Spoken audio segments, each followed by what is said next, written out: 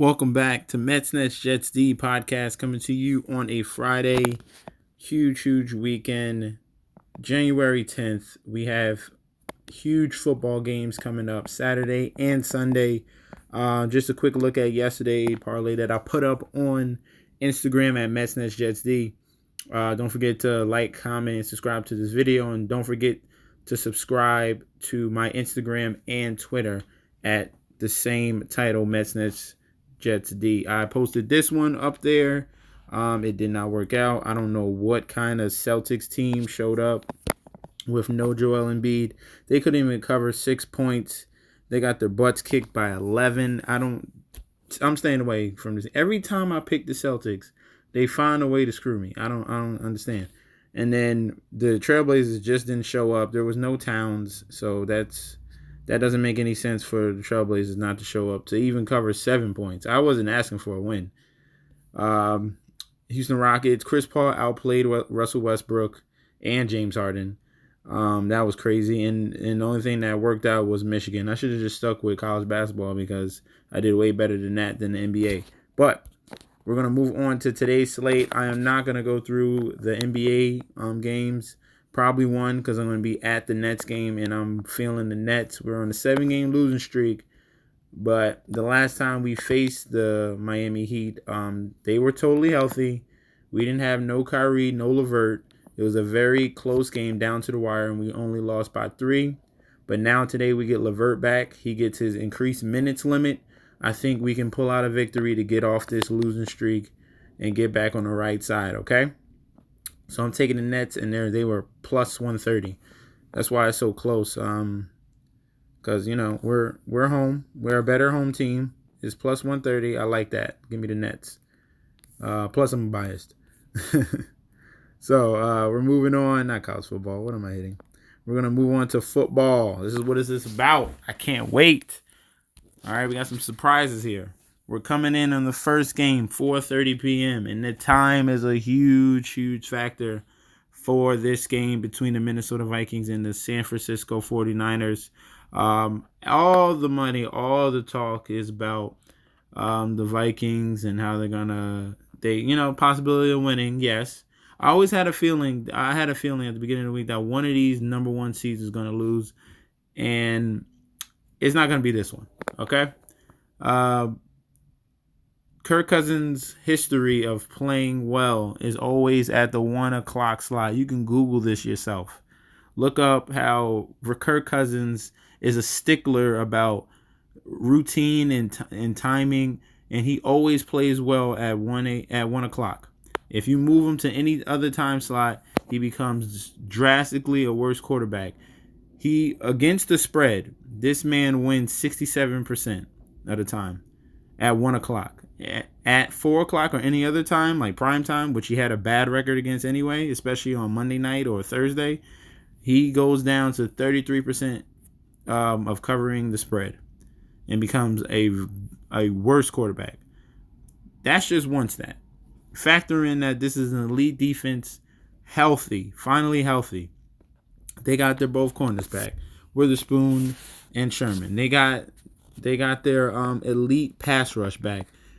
And then they're just going to run it down the throats of the Vikings, and Kirk Cousins is going to do Kirk Cousins things and make mistakes.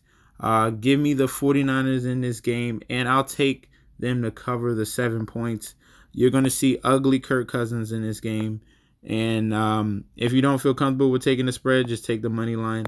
Give me the 49ers. They're not going to lose yet. And I definitely like them over the Minnesota Vikings. They're a more well-rounded team. Next game, we have the Tennessee Titans against the Baltimore Ravens. 8:15 start at night. This is all we've been waiting for this game. This game is the most. This is going to be a big game. So, we have the Tennessee Titans coming off a huge win against the New England Patriots, going up against the red-hot Baltimore Ravens. But there are factors where I question that the Ravens can handle this type of moment, all right? They haven't played. Their starters haven't played in 21 days. 20 days to be exact. 3 weeks, okay? They did not play that Week 17. They're going to be They're going to see a ton of rust. Um, and that's where the Titans can take advantage.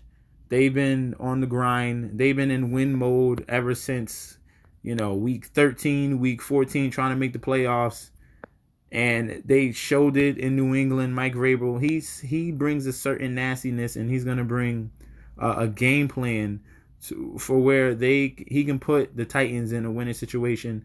Not to mention the fact they have Derrick Henry, the leading rusher in the league, and this man 6'3", 250 pounds is someone hard to stop. You can run on this Baltimore Ravens defense, and Nick Chubb did it. A couple other running backs did it. You run at the Ravens, all right? Don't be scared. You can run at them.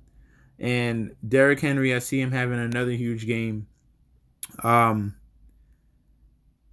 like the Titans in this, okay? Give me the money line, or if you don't feel comfortable with taking that big risk, give me the plus 9.5 on the point spread. I think the Titans, if they do lose, they will definitely cover the 10 points. Everyone's so gung-ho on this offense with the Ravens that it's playoff time. You saw last year, it was playoff time. The Chargers showed up. And the Titans have a tendency of, being spoilers.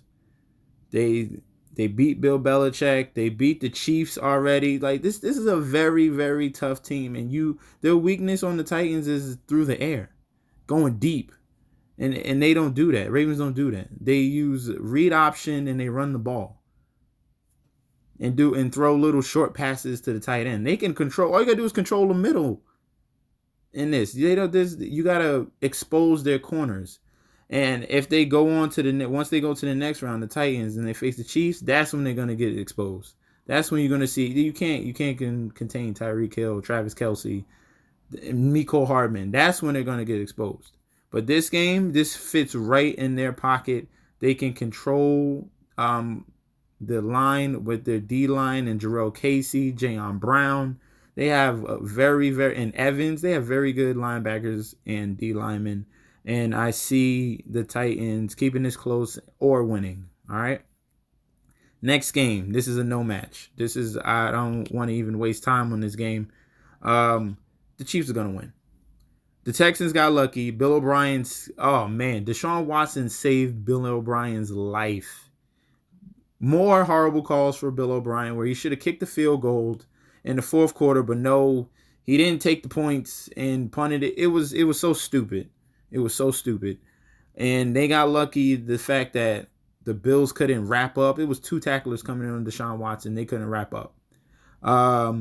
Kansas City Chiefs.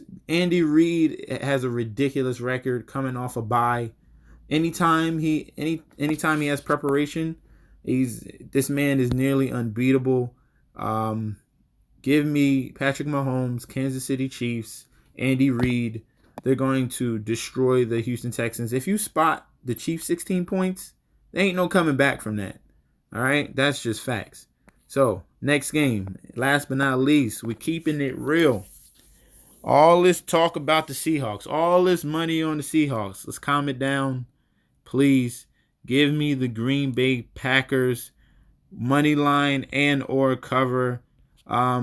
There's a glaring hole if you watch that Seahawks against the Eagles game. And it was the fact that, number one, Seattle can't run the ball. And Seattle can't stop the run at all. They got gashed by Miles Sanders, Boston Scott. And Green Bay has a little bit of a weapon here. They got a 2-headed monster. They got Aaron Jones and Jamal Williams that's going to run all through this defense in Green Bay in the snow. See, this is the year that, you know what? Aaron Rodgers don't have to be... See, Aaron Rodgers was Patrick Mahomes before Patrick Mahomes. Patrick Mahomes looked up to Aaron Rodgers. This is what I'm trying to say. He don't have to do that no more. He has an elite defense with 2 monsters at linebacker with over 12 sacks each. And then he has a running game to lean on.